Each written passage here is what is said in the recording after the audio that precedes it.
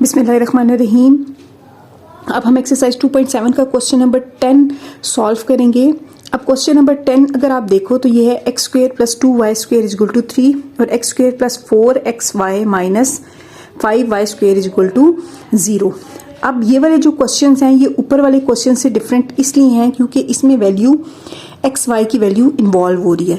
ठीक हो गया। तो अब ये वाली भी एक्स वाई की वैल्यू है, इसमें भी एक्स वाई की वैल्यू है, इसमें भी एक्स वाई की वैल्यू है और इसमें भी एक्स वाई की वैल्यू है। तो ये वाले जो चारों क्वेश्चन है ना ये थोड़े से ऊपर वाले क्वेश्चंस की निस्बत डिफरेंट तरीके से सॉल्व होंगे क्योंकि ऊपर तो हम सिंपल प्लस माइनस करते थे वैल्यूज को, एक्स की वैल्यू फाइंड आउट की, वाई की वैल्यू फाइंड आउट की तो आंसर आ गया। लेकिन इसमें क्या है, एक्स और वाई आपस में मल्टीप्लाई हो रहे हैं, इसमें भी और बाकी क्वेश्चंस में भी। तो इसके लिए हम जो है वो फैक्टराइजेशन यूज करेंगे जो हमने। अच्छा, इस क्वेश्चन में हम फैक्टराइजेशन भी इस वजह से यूज करें क्योंकि ये वाली जो इक्वेशन है ना इक्वल टू 0 है और ये वाली भी इक्वेशन इक्वल टू 0 है, इसमें भी फैक्टराइजेशन यूज करेंगे। लेकिन इस क्वेश्चन में हम फैक्टराइजेशन यूज नहीं करेंगे, इसे हम थोड़ा सा डिफरेंट तरीके से यूज करेंगे या हम क्वाड्रेटिक फार्मूला यूज कर लेंगे। ठीक है, क्योंकि यहाँ पे कांस्टेंट भी है इन्वॉल्व हो रहा। ये जो ऊपर हमें क्वेश्चंस दिए हुए हैं 10 और 11 इसमें कांस्टेंट इन्वॉल्व नहीं हो रहा, इसलिए हम फैक्टराइजेशन यूज करेंगे। ठीक है, फिर जब आप क्वेश्चन सॉल्व करेंगे तो आपको समझ आ जाएगी। चलिए क्वेश्चन सॉल्व करते हैं।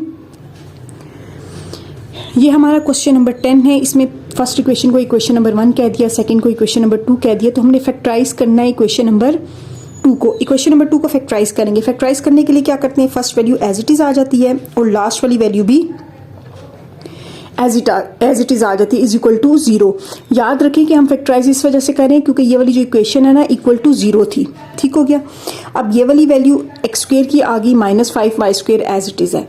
अब हमने यहाँ पे दो वैल्यूज बनानी है, तो पहली जो वैल्यू होगी उसका साइन होगा प्लस और दूसरी वैल्यू प्लस माइनस की होगी। ठीक है, यहाँ पे ये जो दो वैल्यूज आती है ना इनको सपोज करते हैं हम, एक r है और एक s है। ठीक है, तो हमने जो यहाँ पे जो वैल्यूज लिखनी होती हैं r और s उनको हम आपस में मल्टीप्लाई करें तो हमारे पास 5 आना चाहिए। 5 क्यों आना चाहिए, 5 1 जार 5, एक्स स्क्वेयर के साथ जो कोफिशिएंट है 1 और वाई स्क्वेयर के साथ कोफिशिएंट है 5, तो दोनों को मल्टीप्लाई करें 5 1 जार 5, तो इन दोनों को भी मल्टीप्लाई करें तो हमारे पास 5 आना चाहिए मल्टीप्लाई करने के बाद। ठीक हो गया। लेकिन जब हम इनको माइनस करें, ठीक है, आर को जब हम एस से माइनस करें तो हमारे पास आना चाहिए 4xy, 4x और y। ठीक हो गया।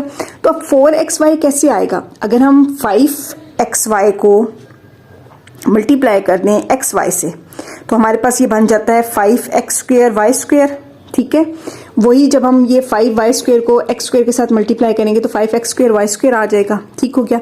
जब हम इन दोनों को यानी कि 5x में से माइनस कर देंगे xy को तो हमारे पास आ जाएगा 4xy और यही हमें 4xy चाहिए था, लिहाजा हम यहाँ पे पुट करेंगे 5xy और 1xy। 1 को वैसे लिखते नहीं होते, ठीक है, लेकिन मैंने लिख दिया आपकी आसानी के लिए।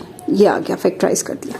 अब फर्स्ट जो 2 वैल्यूज हैं, ये फर्स्ट 2 वैल्यूज हैं, इनमें से हम कॉमन ले लेंगे x, तो ये आ जाएगा x प्लस 5y। इसमें ये माइनस का साइन है तो माइनस का साइन आएगा। इसमें भी y है, इसमें भी y है और कुछ कॉमन नहीं है, तो y को कॉमन ले लिया तो ये रह गया x प्लस 5y। प्लस क्यों आया है, क्योंकि बाय माइनस का साइन है ना, जब ब्रैकेट लग जाती है तो फिर वैल्यू का साइन चेंज हो जाता है। ठीक है, इज इक्वल टू 0। तो अब हमारे पास x प्लस 5y 2 दफ़ा आ रहा है, उसको कॉमन ले लिया तो रह गया x minus Y is equal to 0।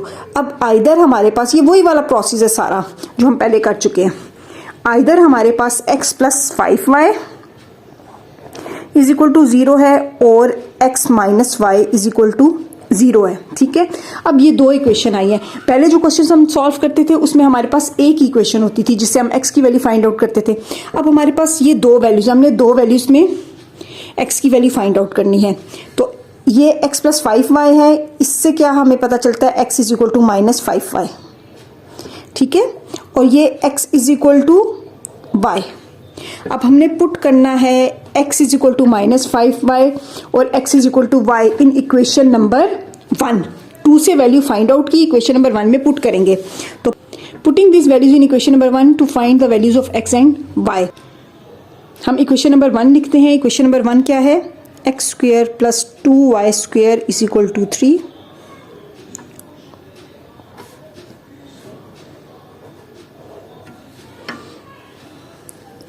ये हमारे पास इक्वेशन नंबर 1 है। इक्वेशन नंबर 1 में यहाँ पे हम x की जगह पे -5y पुट कर देंगे, -5y whole square plus 2y square is equal to 3।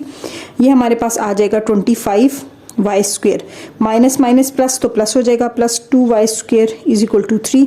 तो 25 में 2 प्लस किए 27y square is equal to 3 और y square is equal to 3/27। तो ये आ जाएगा 1/9। y स्क्वेयर की वैल्यू 1/9 आ गई है। ठीक है, अब यहाँ पे भी हम पुट कर देते हैं x is equal to Y. ये तो आसान हो जाएगा कि हम सिंपल क्या करेंगे, जहाँ जहाँ x है वहाँ पे y पुट कर देंगे। y का square plus 2y square is equal to 3। ये y square plus 2y square is equal to 3 आ गया और ये 3y square is equal to 3 और y square is equal to 3/3 is equal to 1 आ गया। ठीक हो गया। यहाँ पे y स्क्वेयर की वैल्यू 1/9 है, यहाँ पे y की वैल्यू 1 आई है, लेकिन हमें तो y चाहिए। तो हम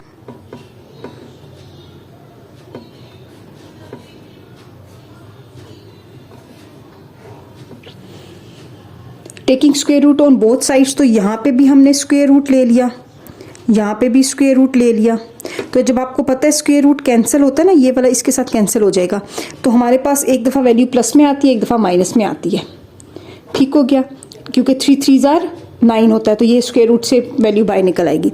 यहाँ पे हमने जब स्क्वेयर रूट लिया इस साइड पे भी और इस साइड पे भी, तो ये भी हमारे पास +-1 आ गया y की वैल्यू। अब ये जो y की वैल्यू है हमारे पास, ये 2 वैल्यूज़, बल्कि ये 4 वैल्यूज़ आई हैं, 1/3 और 1। ये वाली हमने इस ऊपर वाली इक्वेशन में पुट करनी है वैल्यूज़, इन इक्वेशंस में। ठीक है, तो हमने फाइंड आउट करनी है वैल्यू ऑफ x।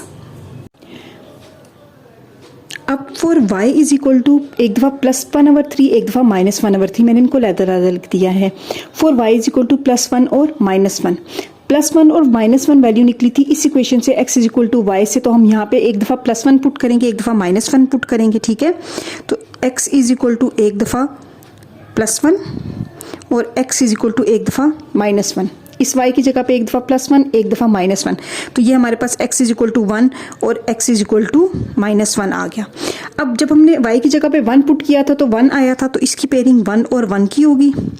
जब y की जगह पे हमने -1 पुट किया था तो हमारे पास x का आंसर आया था -1, तो इसकी पेयरिंग होगी ये। ठीक हो गया। अब इसको सॉल्व करते हैं। यहाँ पे हमने x इज इक्वल टू -5 एक दफ़ा हमने पुट किया प्लस में वैल्यू और एक दफ़ा हमने पुट की माइनस में वैल्यू। ठीक हो गया। अब जब हम इसको माइनस में, जब हमने प्लस में वैल्यू फाइंड आउट की थी, तो 5 1 से मल्टीप्लाई हो जाएगा, तो ये 5 हो जाएगा। अब 3 minus sign as it is आएगा। जब हम यहाँ पे माइनस की वैल्यू पुट किए तो माइनस माइनस प्लस हो जाएगा, तो 5 1 5/3। इसकी पेयरिंग कैसे बनेगी, जब हमने प्लस की वैल्यू 1/3 पुट की थी तो आंसर आया -5/3, तो -5/3 पहले x लिखते हैं ना, और 1/3 ये पेयरिंग होगी। इसमें x की वैल्यू क्या है 5/3 और y की वैल्यू क्या पुट की थी -1/3, तो इसकी पेयरिंग ये होगी। तो ये हमारा ओवरऑल आंसर है। इनको आप इस तरह से ब्रैकेट में लिख सकते हैं, ये आंसर है। आई होप आपको ये क्वेश्चन समझ आया होगा।